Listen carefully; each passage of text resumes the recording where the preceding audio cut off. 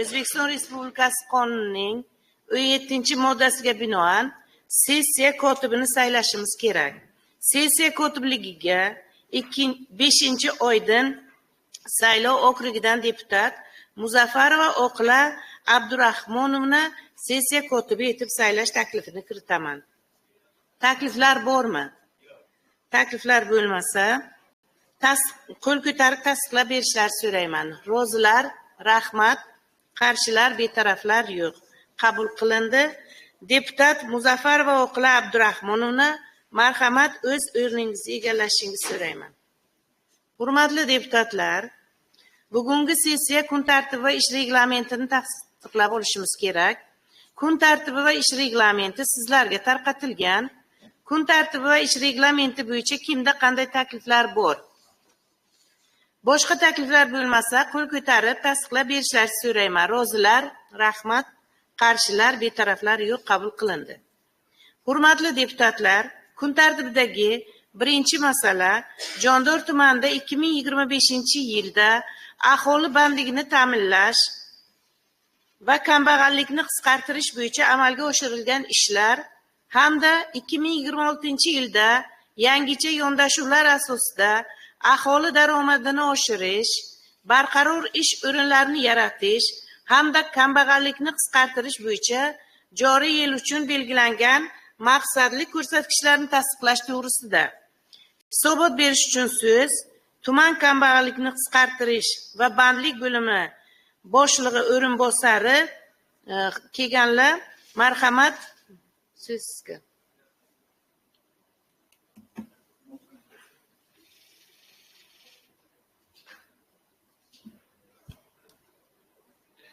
Assalomu alaykum, hurmatli sessiya ishtirokchilari. Ruxsat bersangizlar, o'tgan yilgi aholi bandligini ta'minlash va kambag'allikni qisqartirish yo'nalishida amalga oshirilgan ishlar yuzasidan hisobot bilan boshlasam. O'zbekiston Respublikasi Prezidentining 2025-yil 17-yanvardagi PK 12-sonli qarori va Jondor tumanida islohotlar natijasi zo'rligi, hududlarda ishlarning borishi hamda aholini qiynayotgan masalalarga yechim topish bo'yicha amalga oshirilgan ishlarni 2025-yil 12-avgust kuni o'tkazilgan yig'ilishda berilgan topshiriqqa asosan 2025-yil Jondor tumanida 23.704 nafar aholini daromadli mehnat bilan ta'minlash dasturi tasdiqlangan. Shunda investitsiya loyihalarini ishga tushirish hisobiga 1740 nafar, aholini doimiy ishga joylashtirish va tadbirkorga jalb etish hisobiga 13794 nafar, qishloq xo'jaligida 7435 nafar va qurilish sohasida 735 nafar aholini bandligini ta'minlash topshirig'i berilgandi. Qaror ijrosi sifatida hamda haqqoniyligini ta'minlash maqsadida hududlarda band aholini hamda yaratilgan yangi ish o'rinlarini yangi ish mehnat.uz elektron platformasi orqali monitoring qilib borildi. Soliq qo'mitasining elektron hisobotlari bazasi bilan birgalikda tahlil qilindi. Tahlillarga ko'ra 2025-yilda tumanda 24076 nafar fuqarolar daromadli mehnat bilan band qilindi. Reja 102% ga bajarildi. Jumladan investitsiya loyihalarini ishga tushirish hisobiga 1797 nafar, aholini doimiy ishga joylashtirish va tadbirkorga jalb etish hisobiga 14098 nafar, qishloq xo'jaligida 7441 nafar, qurilish sohasida 740 nafarni tashkil etadi. Natijada 2025-yil yakunida ishsizlik natijasi yil boshidan 504, ya'ni 4.7% ga tushirildi. Hurmatli sessiya ishtirokchilari, 2025-yil boshida tumanda 1049 nafar kambag'al oilaning 400801 nafar a'zolari aniqlangan bo'lib, kambag'allik darajasi 9.1% ni tashkil qilgan. O'zbekiston Respublikasi Prezidentining 2025-yil 17-yanvardagi 2025-yil aholi bandligini ta'minlash, kambag'allik qisqartirish chora-tadbirlari to'g'risidagi PK 12-sonli qaroriga asosan 2025-yilda 1049 nafar oilaning 400801 nafar a'zolari kambag'allikdan chiqarish bo'yicha rejalar mahalla kesimida ishlab chiqilgan. O'tgan yil mobaynida hokim yordamchilari va kambag'allarga biriktirilgan rahbarlar tomonidan 2160 ta oilaning 8624 nafar a'zolari barqaror bandlik yo'nalishida xizmatlar ko'rsatildi. Jumladan doimiy ishga joylashtirish hisobiga 2160 ta, imtiyozli kredit ajratish hisobiga 457 ta, subsidiya va sud ajratishda 35 ta, kasb-hunarga o'qitib tadbirkorlikka jalb qilish hisobiga 228 ta, tadbirkorlikka jalb qilish orqali 1019 ta kambag'al oilalarga xizmat ko'rsatildi. Hurmatli Prezidentimizning 2024-yil 23-sentyabrdagi PK 300 sonli qarorga asosan kambag'allikdan farovonlik sari dasturi doirasida og'ir mahallalar infratuzilmasini yaxshilash maqsadida tumanda 5 ta og'ir mahalla tanlab olindi. Ushbu mahallalarda borib mahalla aholisi, mahalla faollari keksalar bilan uchrashib, tomorqalarni sug'orish suvi bilan ta'minlash, elektr tizimini yaxshilash, ichki yo'llar infratuzilmasini yaxshilash bo'yicha har bir mahallaga o'rtacha 3,2 milliard so'mdan jami 21 milliard so'mlik infratuzilma tadbirlari ro'yxati shakllantirildi. Jumladan sug'orish tizimini yaxshilash uchun 7 ta mahallaga 9,45 milliard so'mlik elektr tarmoqlarini tortish bo'yicha 7 ta loyiha bo'yicha 1,7 milliard so'mlik hamda yo'l infratuzilmasini yaxshilash bo'yicha 9,9 milliard so'mlik rejalar belgilab berilgan. Dastur doirasida 5 ta og'ir mahallalarda sug'orish tizimini va elektr energiya tarmog'ini yaxshilash uchun respublika byudjetidan 8,53 milliard so'mlik mablag' ajratildi. 2025-yil bahorgi mavsumida 1000 ta ixcham issiqxonalar tayyorlanib, kambag'al oilalarga daromad manbaini oshirish va tadbirkorlikni boshlash uchun qurib berildi. Ushbu olib borilgan ishlar natijasida 2025-yil yakunida kambag'allik darajasi kambag'allik reyestrida oilalar hisobiga yil boshidan 9,1% dan, ya'ni 5,7% ga kamaytirilib, hozirda 2,7% ni tashkil qiladi. 2026-yilda o'zimiz uchun belgilab qo'yilgan ishlar va rejalar to'g'risida tanishtirib o'tsam, 2026-yilda 34,300 nafar aholini doimiy ishga joylashtirish, daromadini oshirish va yashirin ish o'rinlarini soyadan chiqarish bo'yicha ishlar amalga oshirilish belgilab berilgan. Bunda 4,366 nafar fuqaroni doimiy ishlarga joylashtirish yo'nalishida, 4,982 ta ish o'rinlarini soyadan chiqarish yo'nalishida, 24,682 nafar fuqarolarning daromadlarini oshirish yo'nalishida ishlar amalga oshiriladi.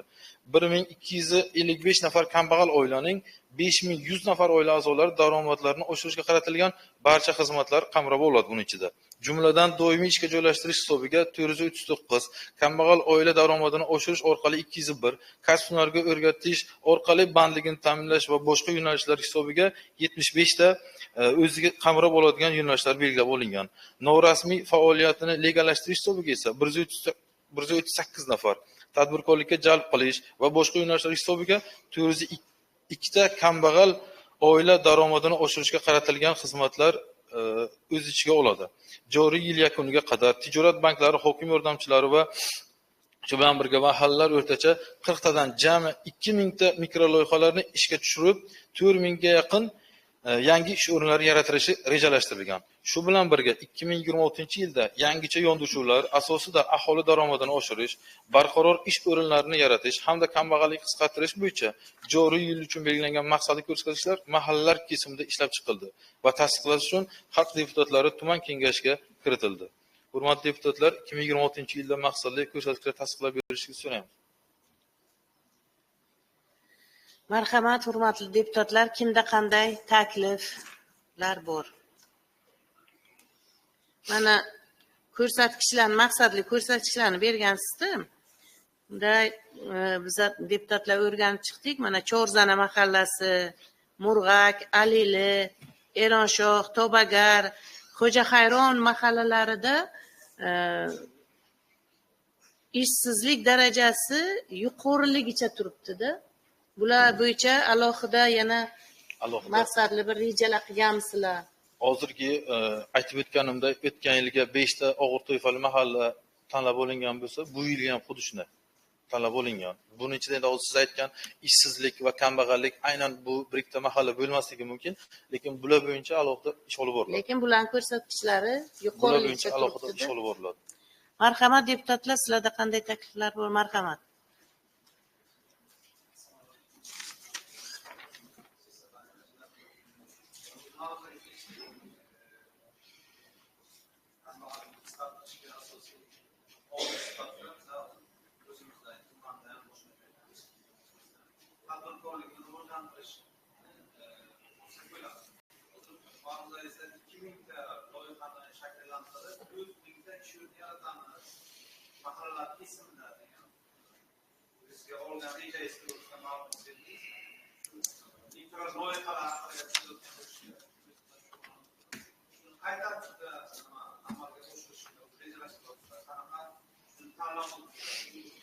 o'zi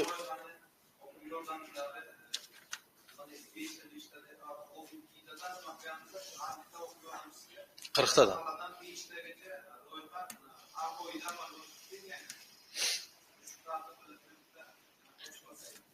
o'zi mikro loyiha deganimizda bir va undan ortiq ish o'rni yaratib, bandligi ta'minlangan va kamida 100 million so'mgacha yoki 150 million so'mgacha bo'lgan mablag'ni o'z ichiga oladigan loyihalarni mikro loyiha deb biz tasniflaymiz.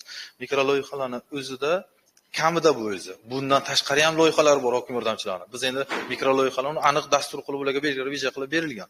Bundan tashqari ham ularning yo'nalishlari bor. Shunda ham ish o'rinlari yaratiladi, shu bilan ham aholining bandligini yoki daromadini oshirish bo'yicha ular shug'ullanadi. Lekin bu mikro loyihalarning o'zining ichida kamida bir nafardan ish o'rni yaratiladi bu yerda. Bu qanday tartibda? Bu banklardan olingan kredit asosida bu reja banklarga ham parallel biz bilan birga ketadi. Yangi ishlab chiqarish bo'ladi buning ichida. Birov bir masalan oddiy issiqxona bo'ladigan bo'lsa ham, 10 sotiqlik yoki 20 sotiqlik yoki qishloq xo'jaligi texnikasi oladigan bo'lsa ham, обязательно bu bilan birga ish o'rni yaratiladi u bilan.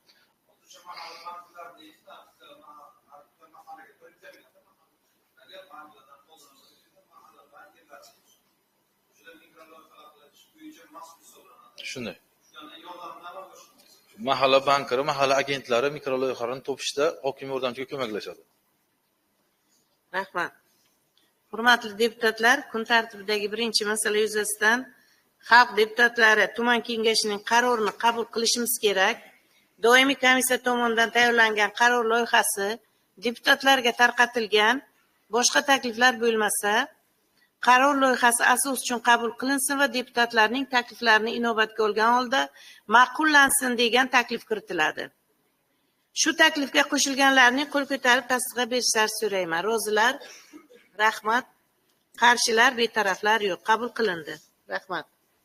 Hurmatli deputatlar, kun tartibidagi ikkinchi masala O'zbekiston Adolat partiyasi Jondor tuman kengashining deputatlik guruhi tashabbusi bilan aholi iste'moli uchun eng zarur mahsulotlar narx-navosini sun'iy ko'tarilishiga qaratilgan xatti-harakatlar yuzasidan Jondor Ekobozor MCJ faoliyatini o'rganish natijalari to'g'risida axborot berish uchun so'z O'zbekiston Sotsial-demokratik partiya Jondor tuman kengashining deputatlik guruhi rahbarining o'rinbosari Ro'ziyev Ilhom Ismatovichga beriladi. Marhamat.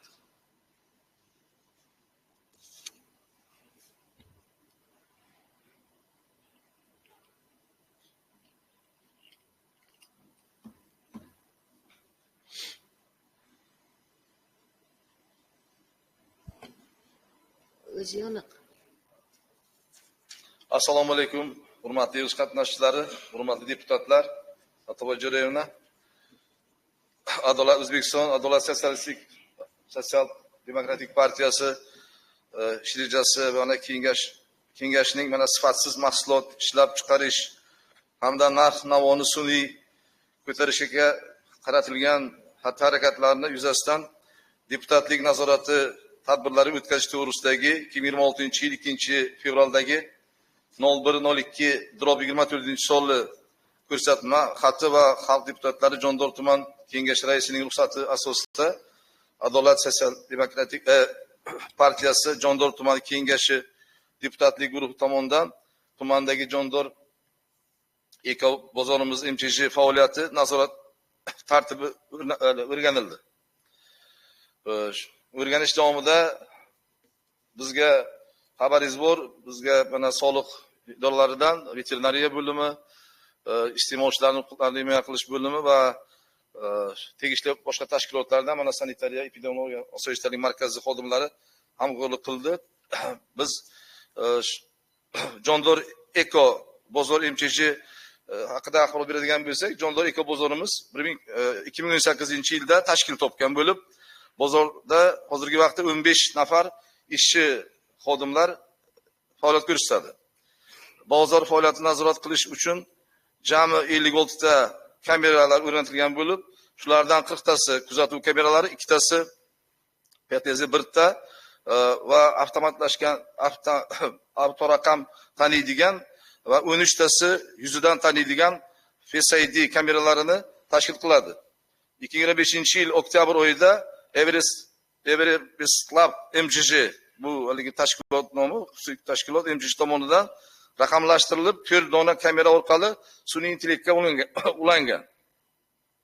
Bozorda alohida xodimlarni mana bozorimizda alohida va savdo xodimlariga e'lonlarni, turli tavsiya va yangiliklarni aytish uchun radio uzil ishlab to'xtabdi. Buni ham haligi biz o'sha guvoh bo'ldik-da. Nazorat tadbiri davomida albatta mana borib ko'rdik. Albatta juda ijobiy ishlar qilingan. O'sha kun biz borgan kunimizda nima ommaviy axborot vositalari ham kelib qolishdi. To'g'risi mana Qodirjon ham guvoh, bozor rahbari ham. Biz kutganimiz ham yo'qdi buni, kelib qoldi. O'sha hozirgi mana prezidentimizni hammasi xabarimiz bor. Prezidentimiz topshiriqlardan keyin ro'za Ramazon oyida barcha bozorlarimizda mana shu xalqimiz uchun arzonlashtirilgan savdo yarmarkalari tashkil qilish topshiriq berilgan edi. Haqiqatda ham shuni borganda haligi ko'rdik. Haqiqatda ham o'sha mana o'zim tashabban berdim. Va tashab berdim menga ommaviy axborot vositalari, bular o'sha televideniyaga ham bergan. O'sha bizdan intervyu ham olishdi. To'g'risi haqiqatda ham o'sha yerda narx-navolar arzonlashtirilgan. O'sha yerda savdo xodimlariga tegishli o'sha kiyimlari boshqasi qilingan, sanitariya gigiyena normalariga o'sha yerda rioya qilingan. Narx-navolar arzonlashtirilgan holatda o'sha eng kerakli bo'lgan kundalik iste'mol mollarining narx-navolari yozilgan. O'sha kun ular ham guvoh bo'lishdi. Bu ishlar tashkil qilingan albatta. Qolaversa pavilyonlarga harakat qilingan. Ko'pchilik mana pavilyonlarni ko'rdik. Oziq-ovqat, noziq-ovqat mahsulotlari va tegishli o'rda oziq-ovqat mahsulotlari ham yo'lga qo'yilgan sotuv va noziq-ovqat mahsulotlari ham yo'lga qo'yilgan sotuv. O'shalarga ham harakat qilingan, tartibga solish, umuman bozor ma'muriyati bo'yicha ishlayapti. Undan keyin mana biz qiziqdik, bola qish oyi ketyapti. Albatta bu oldimizda bahor olib, mart, aprel oyi ham bo'lib, xalqimizga ko'p zaxira mahsulotlari kerak bo'ladi, ayniqsa oziq-ovqat mahsulotlari. Biz kirib buni ham ko'rdik. Bir amborlarni ham kirib ko'rdik. Keyin bozor ma'muriyati haqiqatdan ham kelishib shartnomalari bor, tegishli tashkilotlar bilan o'sha narx-navoni qimmatlashmasligi uchun zaxiralari ham turibdi va qo'shimcha zaxira olish bo'yicha ham rejalari mavjud. Buni ham kirib ko'rdik.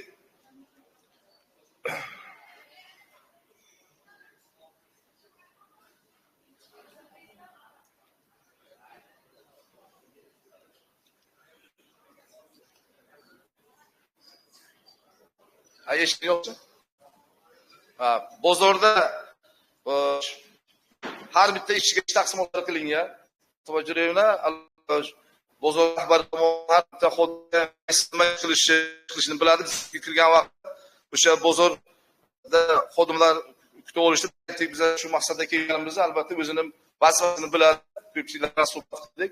Vazifasi albatta bozorda harakat qilingan tartib, intizom, boshqa o'sha mahsulotlarni klassifikatsiya qilishga kelgan.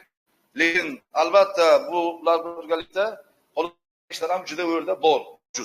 Yetarli. Jumladan shu xalqimiz uchun mana shu joy endi Zahratun haligi savdo kompleksiga biz bozorga qaraydi desak, bu Zahratunga qaralgan bu narsada. Shuning uchun ham biz Zahratun xodimlarini ko'ra olmadik. Lekin o'ra Zahratun savdo kompleksini o'zi rahbar qiladigan ishlari bor. Davrda chunki tashtirish bor, o'rdagi favvoralar bor-ku, favvoralar qilingan, fontanlar qilingan. Uni ishga tushirish kerak, mana yoz kelyapti. Uni atrofida rejalari bor ekan, haligi Qodirjonni o'sha yerda yosh bolalar uchun attraksion qilish, boshqa nimalar qilish. Albatta, lekin biz u Zahratun haligi savdo rahbarlariga uchratganimiz yo'q. Lekin o'rda qiladigan ishlar juda ko'p. Qolaversa, kiradigan joyga mana shu pavilyonlarga o'sha dotka qilib, agar narx-navolar yozib qo'yilsa, oddiy xalq ham kelib, qayerda qanaqa savdoligi mahsulot bor, narx-navosini o'shandan biladi. Undan keyin mana veb-sayt degan narsamiz bor, hozir haligi albatta raqamlashtirish degan narsa albatta prezidentimiz tomonidan topshiriq berilgan. Hamma tashkilot, korxona qanaqa tashkilot bo'lishidan qat'iy nazar buni yo'lga qo'yish kerak. Veb-saytni ham tashkil qilish rejalashtirilgan ekan, lekin hozircha yo'q. uni ham rejalashtirgan ekanlar. Albatta veb-sayt bo'lsa yaxshi bo'ladi. Butun xalq o'tirgan joydan uni ham bozordagi narx-navo boshqa masalalar bo'yicha yangiliklardan ogoh bo'ladi. Qolaversa mana biz bilan birgalikda mana veterinariya xodimlari ham yurdi, bu sanitariya epidemiolog markazi xodimlari yurdi. Endi albatta u yerda Pokistondan, Mongoliyadan, turli davlatlardan keladigan go'sht mahsulotlari bor, boshqa mahsulotlar bor. O'shalarni ham biz o'sha saqlashi, u bo'yicha haligi o'zini ularning tavsiyasi berishlarini ham ularga biz o'tirib o'tdik-da. Endi bor, u yerda ham ayrim kamchiliklarimiz bor, chunki o'tirgan u tadbirkor yoki o'sha yerdagi dehqon haligi uni to'liq sanitariya normalarini bilmaydi-da. Chunki uni u yerdagi o'tirgan mas'ul xodim aytish kerak. U yerdagi sanitariya epidemiolog xodimi, vrachchi bor o'tiribdi u yerda. Iste'molchilarning huquqlarini himoya qilishni ikkitasi yuribdi, u ham aytish kerak. Boshqacha ularga tushuntirishimiz kerak. Dehqon olib kelgan yoki tadbirkor olib kelgan o'sha normalarini yoki saqlash haligi standartini bilmaydi. Shu bo'yicha tavsiyalarni berdik. Umuman olganda bozor ma'muriyati bilan mana atrofdan ham ko'rdik. Albatta kanalizatsiya ham qilingan, boshqalari ham bor, lekin ular qiladigan ishlari ham ko'p. Biz endi tavsiya berdik, chunki hudud kam u yerda. Mana yashil makon masalasida obodonlashtirish kerak bo'ladigan hududi kam. Lekin holi qilsa ham bo'ladi. Shuning uchun ham keyin men oxirida aytdimki, Qodirjonga-ki, shu mayli Zahratun ham endi ham jondor mastur yerda turibdi. Zahratun bo'lsa ham uning ekasi bor. Shuning uchun ham o'shani oldida, o'shada haligi nima bor bizda? Bozorning oldida Damasda turadi-da. Damasda turadi. U yerda tartib yo'q. Damasda turadi. Aholi bozorga kirishga qiynaladi-da. Shuning uchun ham uni stoyankasi alohida ekan, bu alohida ekan, shuni ham tavsiya berdikki, u yerda joy bor, yo'qlarda joy bor, o'sha haligi o'rtada. Shuni tartib bilan qo'ysa, o'zi nomeri qo'yilgan, xalq kelib binaveradi. Ular chunki u yerdagi shofyorlarning o'zida ham ular sanitariya normalarini bilmaydi-da. Bu tavsiyalarni berdik biz. Umuman olganda bozorimizda ancha ishlar qilingan. Chunki eng asosiysi narx-navolar arzon, chunki biz o'zi kirgancha haligi nimadan so'rab bordik. Xalqdan so'rab bordik, bozor narxi qancha, arzonmi? Hatto boshqa tumanlardan ham kelib guvoh bo'ldik, Qarako'ldan, Olotdan kelib bizdan olib ketibdi-da narsani. Uni bilsakki, bu yerda narsa ham olib ketayotgan. Shundan bildikki, demak biz Qarako'l, Olotdan jonli bozor arzon ekanda. Bu ham bizani haligi bir tomon yutug'imiz. Lekin baribir ham bozorda chunki bu vaqtimiz ziqroq bo'ladi. Men Qodirjonga ham aytdim, chunki shu yosh rahbar, toza tayinlangan rahbar, qilinishi lozim bo'lgan tartib, intizom, bu yerda jinoyatchilik va huquqbuzarlikning oldini olish bo'yicha qilingan ishlar bor. Rahmat. Shuni ham bir haligi nima e'tibor berilsa, ichki ishlar bilan birgalikda uchastka noziri bilan yana yaxshi bo'ladi. Mana axborotim shu hozircha. Boshqa tavsiyalarni berib keldik bozor ma'muriyatiga ham, u yerdagi xodimlarga ham o'zimizni haligi deputatlik vakolatimizdan kelib chiqib albatta. Rahmat. Rahmat Ilhom Ismatovich. Menimcha bozor bo'yicha bu yerda deputatlarimizning ham o'z fikrlari bor. Siz albatta qog'ozga o'rab gapirdingiz. Hammamiz ham bozorga kiramiz, to'g'risi. Bozorda hali qilinishi kerak bo'lgan kamchiliklar juda ko'p. Birinchi navbatda bozor madaniyati degan narsa bor. Bizni jondor madaniyati sal oqsoqliklar yo'q emas demoqchiman. Bu bo'yicha ancha mana izoh berish uchun jondor ekobozor Qodir Haqnazarovich borlarmi? Men o'ylaymanki, bugungi tanqidni siz nima deb o'ylamaysiz? Ilhom Ismatovich albatta chiroyli qilib gapirdilar, lekin bozorda qilinadigan ishlar juda ko'p. Hozir marhamat deputatlarimizga so'z bersak, Habba Bebitovna marhamat.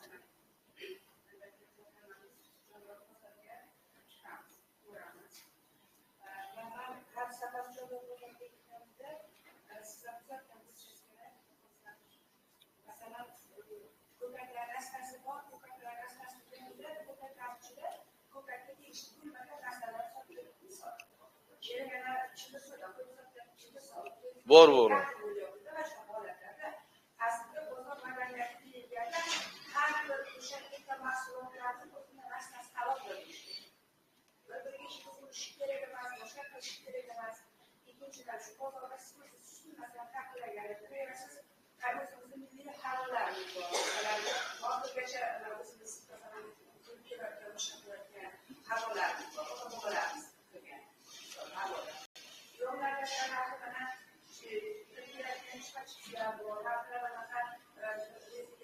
Quruq mevalar borda.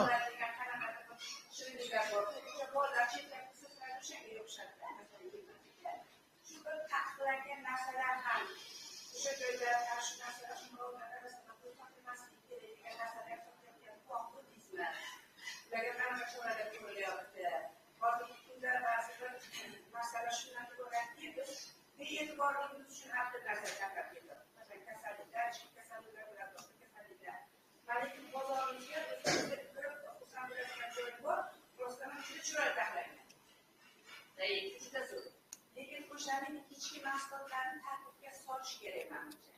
Shu narsalar sizda kuzatdingizmi? Masalan, bir-biriga yondoshib o'tirish kerak bo'lmagan, lekin yondoshib o'tiribdilar shu Bo'ldi. Ababi butuna juda to'g'ri fikringiz. Biz mana Qodirjon bilan o'rda mana bir sesdan bo'lmasa kerak u veterinariyadan. Ularning mas'uliyatini biz o'shani joyida o'zi. Ses kelganlar. Biz ses kelgan bo'lsa, sesni xodim o'tiribdilar. Veterinariyadan ham veterinariya bo'lsa kerak. Shu o'zi ham bor edi. Ishchi guruh birgalikda birga yurdik. Biz o'sha joyni o'zida haqiqatan Ababi to'g'ri aytdingiz, bor bu narsalar. Bor. Hozir aytib ham ketdim, e'tibor bergan bo'lsangiz, oziq-ovqat bilan nozoqat moddalar aralashtirilgan. Borda endi, lekin juda chiroyli tashkil qilingan, lekin bor. Da. Shuning uchun mana shu kirish joyi agar ko'rdik-ku birgalikda.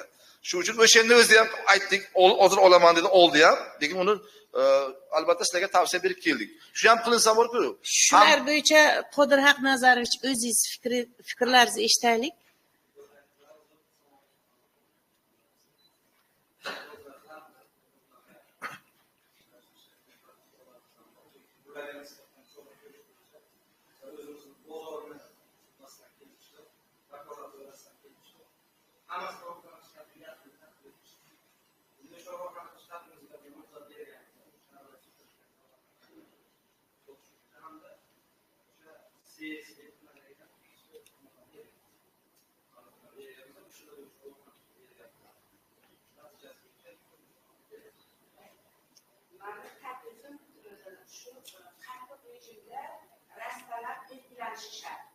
O'sha rastalarda belgilangan tovarlar sotilishi shart.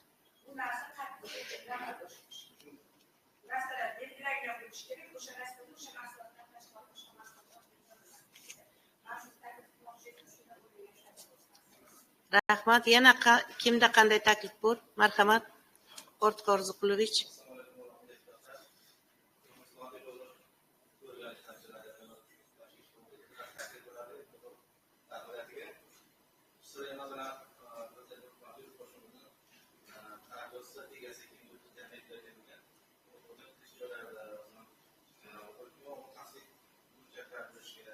Chaqiriqlar bo'lish kerak.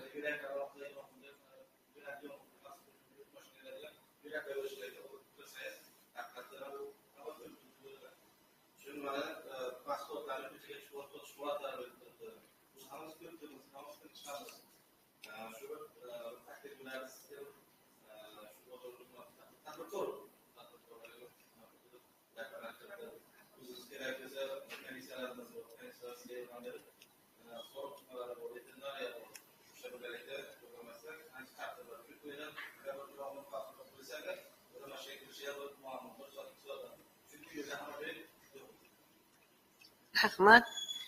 Soliqdan odam bormi? Soliq ham bor edimi? Bor edi. Solaringizda soliqdan hech kim yo'q. Soliqdan bo'ladi. Demoqchi bo'lganimiz, mana bitta sotuvchi, yonda ikkita, uchtalab yordamchilari bor. Bular ham albatta ro'yxatdan o'tish kerak.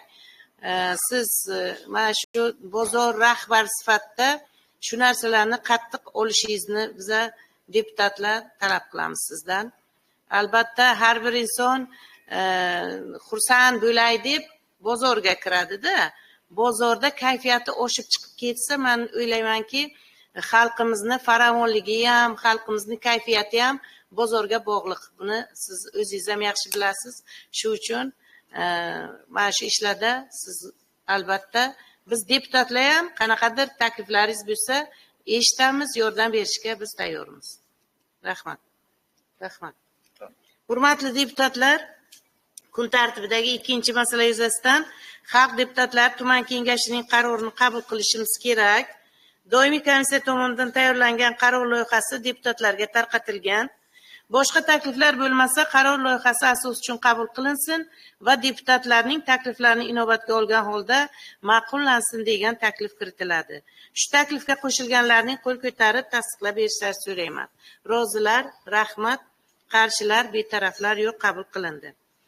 Hurmatli deputatlar, kun tartibidagi 3-masala Jondor tumani mahalliy byudjetining 2025-yil ijrosi to'g'risida hisobot berish uchun so'z tuman iqtisodiyot va moliya bo'limi boshlig'ining birinchi o'rinbosari To'yrov Bahriddin Baxtiyorovichga beriladi. Marhamat.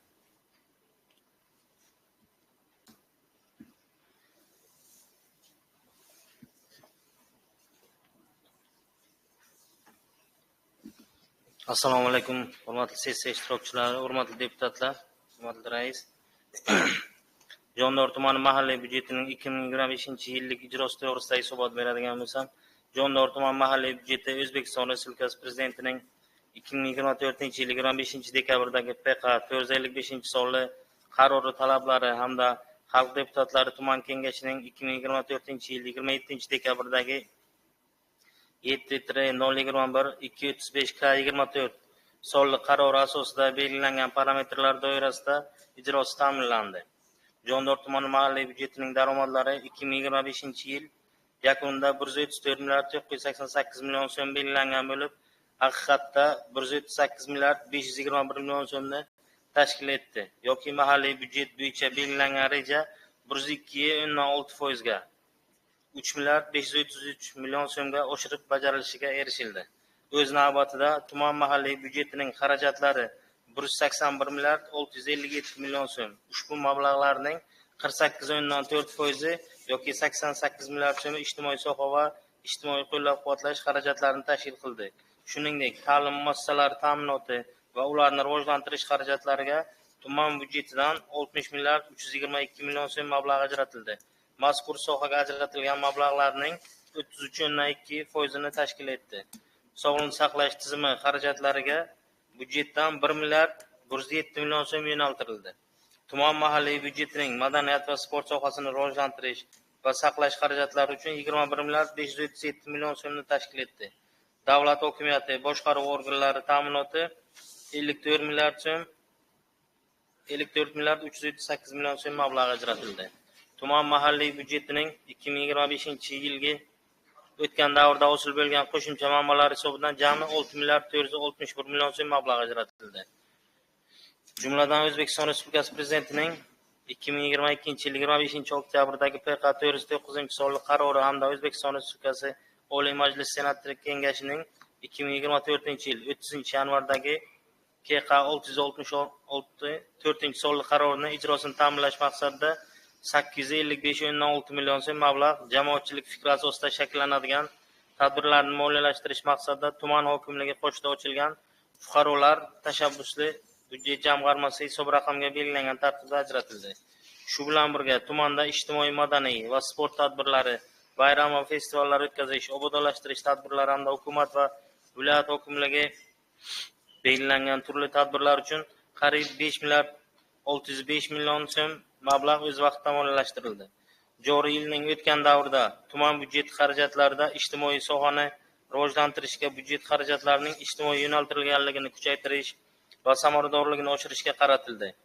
Tuman mahalliy byudjetidan ish haqi, nafaqa hamda boshqa birinchi darajali to'lovlar to'liq moliyalashtirib berildi. Hurmatli deputatlar, Jondor tuman mahalliy byudjetining 2025-yil yillik ijrosi to'g'risidagi hisobotni tasdiqlab berishlaringizni so'rayman. Hurmatli deputatlar, kimda qanday takliflar bor? Marhamat.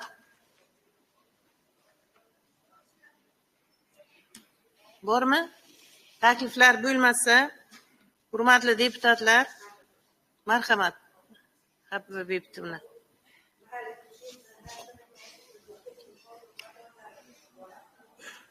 Erkin qoldiq mablag'lari Habiba Bebtovna yilda bir marta shakllanadi, chorakda orttirilgan qismi shakllanadi.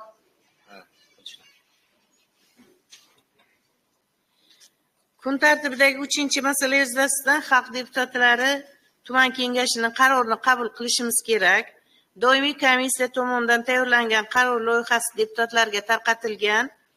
Boshqa takliflar bo'lmasa, qaror loyihasi asos uchun qabul qilinsin va deputatlarning takliflarini inobatga olgan holda ma'qullansin degan taklif kiritiladi. Shu taklifga qo'shilganlarning qo'l ko'tarib tasdiqqa berishlarini so'rayman. Rozilar, rahmat. Qarshilar, betaraflar yo'q. Qabul qilindi.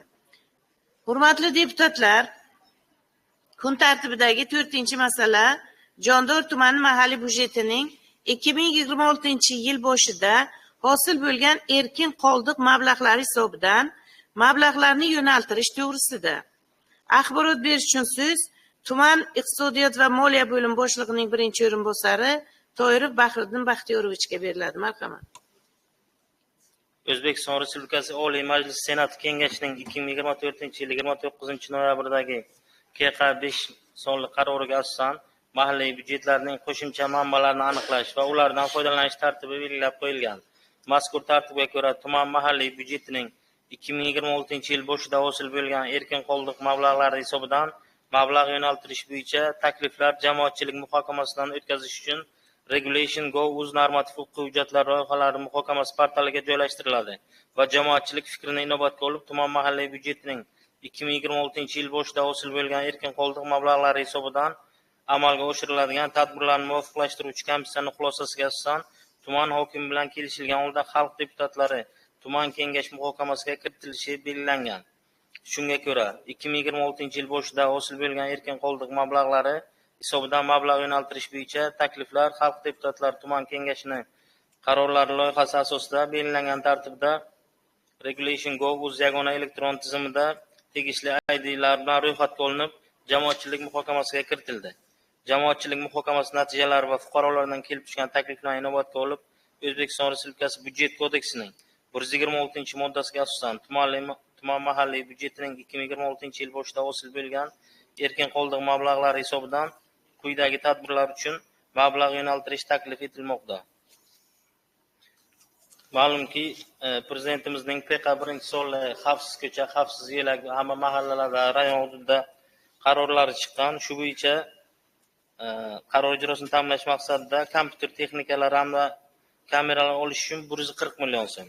O'zbekiston Respublikasi Prezidentining 2023-yil 11-martdagi PQ92 sonli qarorining 5-bandiga asosan tuman hokimligini keksalar maslahati guruhi rahbarlarini rag'batlantirish xarajatlari uchun 62 million so'm. O'zbekiston Respublikasi Prezidentining 2023-yil 21-dekabrdagi PQ402 sonli qaroriga asosan Ushot mahalla fuqarolar yig'inida infratuzilmani rivojlantirish xarajatlari uchun 350 million so'm. O'zbekiston Respublikasi Prezidentining 2023-yil 21-dekabrdagi PQ402 sonli qaroriga asosan Qarol mahalla fuqarolar yig'ini hududida infratuzilmani rivojlantirish xarajatlari uchun 180 million so'm.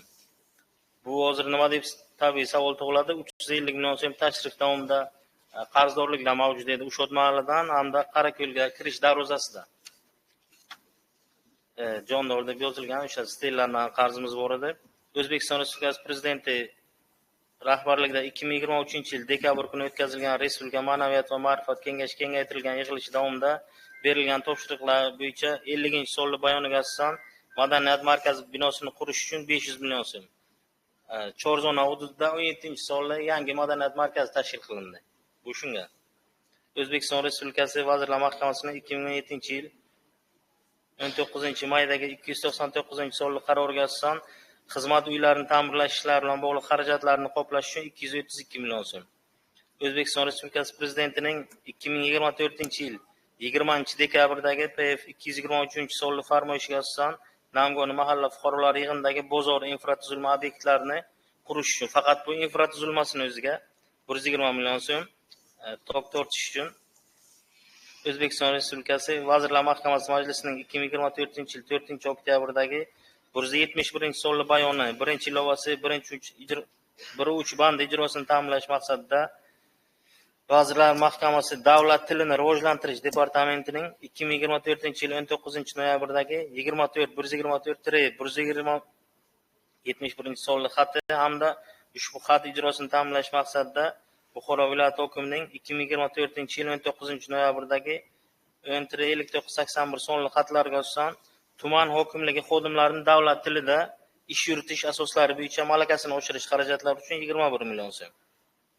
O'zbekiston Respublikasi Prezidentining 2025-yil 14-moddagi PK 103-sonli qaroriga asosan tumandagi ayollar daftariga kiritilgan 80 nafar xotin-qizlarni Toshkent shahriga tadbirkorlik ko'nikmalarini o'rganish bo'yicha o'tkazilgan seminarda qatnashish xarajatlari uchun 35 million 840 ming so'm. Yuqoridagilarni inobatga olib, O'zbekiston Respublikasi Byudjet kodeksining 27 va 126-moddalari hamda Oliy Majlis Senat Kengashining 2024-yil 29 noyabrdagi KQ 5 sonli qaroriga asosan ushbu tadbirlar uchun tuman mahalliy byudjetining 2026-yil boshida hosil bo'lgan erkin qoldiq mablag'lari hisobidan belgilangan tartibda mablag' yo'naltirish bo'yicha takliflarni tasdiqlab berishingizni so'rayman. Ma'ruza tugadi. Ma'ruza yuzasidan kimda qanday taklif va mulohazalar bor? Marhamat, hurmatli deputatlar, marhamat.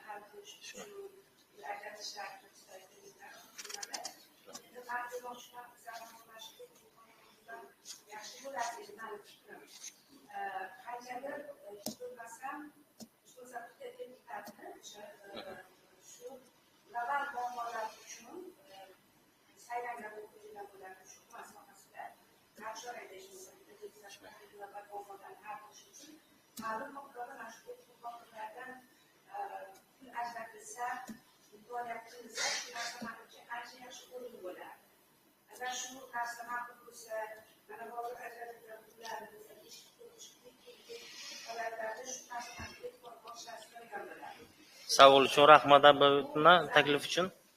To'g'ri aytibsiz. Bemalol mana Ismoil Qurbonovich bilan deputatlik so'rov yorib, qaysi hududda nima muammo bo'lsa, nafaqat erkin qoldiqdan tashqari orttirilgan daromad oshirib bajarilgan qismlar bor. Shularni regulyationga qo'yib bemalol qilishimiz mumkin. Mablag'ni mitadi hal qilishimiz mumkin bemalol. Rahmat. Yana kimdadir? Marhamat. Safar.